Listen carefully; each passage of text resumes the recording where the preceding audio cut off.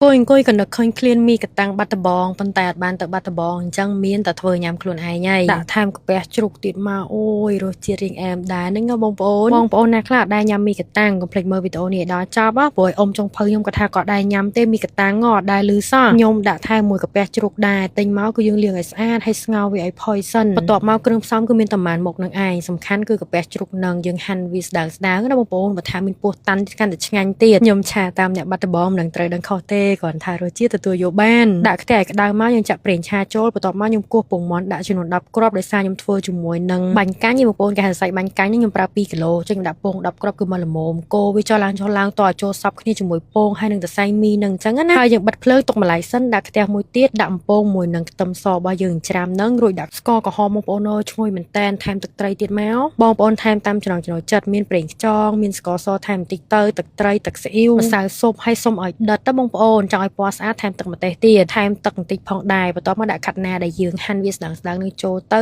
ឆាចុះឡើងកុំឲ្យវាឆ្អិនខ្លាំងពេកដោយសារខាត់ណានឹងច្រប់បានឆ្ងាញ់ខ្ញុំថែមទឹកចូលបន្តិចបងប្អូនដើម្បីវាមានទឹកយើងញ៉ាំមួយមីទៅមកល្មមហើយនេះកាពះជ្រូកដាក់ចូលគ្នាទាំងអស់ទៅបងប្អូនកូរវាមកមើលតែបន្លែមួយនឹងកាពះជ្រូកយើងចូលចិត្តគ្នាចិត្តឆ្អិនហើយខ្ញុំដាក់សាច់គោចូលគោទៅមកត្រឡប់ទៅចិត្តឆ្អិនហើយសាច់គោលឿនណាស់ខ្ញុំថែមជាមួយនឹងទឹកលាយមួយម្សៅឆាចូលប្រហែល6-7 ស្ព្រាឲ្យវារៀងខាប់តែប៉ុណ្្នឹងទៅបានហើយបងប្អូនហើយនេះដួសមីដែលយើងឆាមុននឹងដាក់ចានមកដួសជាមួយនឹងបន្លែសាច់ដែលយើងឆាមុននឹងទៀតស្រូបពីលើគឺកើតហើយមីកាតាំងនិយាយមែនបងប្អូនឆ្ងាញ់ខ្លាំងបើថាបានមួយនឹងម្ទេសឆាខុននេះទៀតកាន់តែអែមម្ទេសឆាបងខុនកំហៃអ្នកបាត់ដំបងស្រាប់ទៀតដាក់មួយមីកាតាំងនឹងចូលគ្នាខ្លាំងណាស់ម្ទេសឆាគាត់ឆ្ងាញ់ខ្លាំងបងប្អូនហឹរមែនតែនហ្មងតែអត់មានជាតិប្រៃទេអញ្ចឹងបងប្អូនញ៉ាំមួយអីក៏ត្រូវដែរដាក់មួយមីកាតាំងយើងទៀតរសជាតិរៀងប្រៃផ្អែមឡមតសៃមីវាទន់ហើយឈ្ងុយមួយពងទាឈ្ងុយពងទាឈ្ងុយពងមាន់សោះហ្នឹងមានបានដាក់ពងទាណាហើយបន្លែសាច់យើងវាចូលជាតិគ្នាបងប្អូនអើយឆ្ងាញ់មែនតែនហ្មងធ្វើថ្ងៃនេះគឺបានជោគជ័យហើយអ៊ំចុងភៅខ្ញុំដំបងសើថាអូយមីកាតាំងអីទេមិនដែរញ៉ាំមិនដែរលឺសោះប៉ុន្តែខ្ញុំធ្វើឲ្យភ្លាមអ៊ំចុងភៅខ្ញុំអស់3ចានម៉ាក់ប៉ាខ្ញុំវិញក៏ចូលចិត្តដែរនិយាយទៅចាស់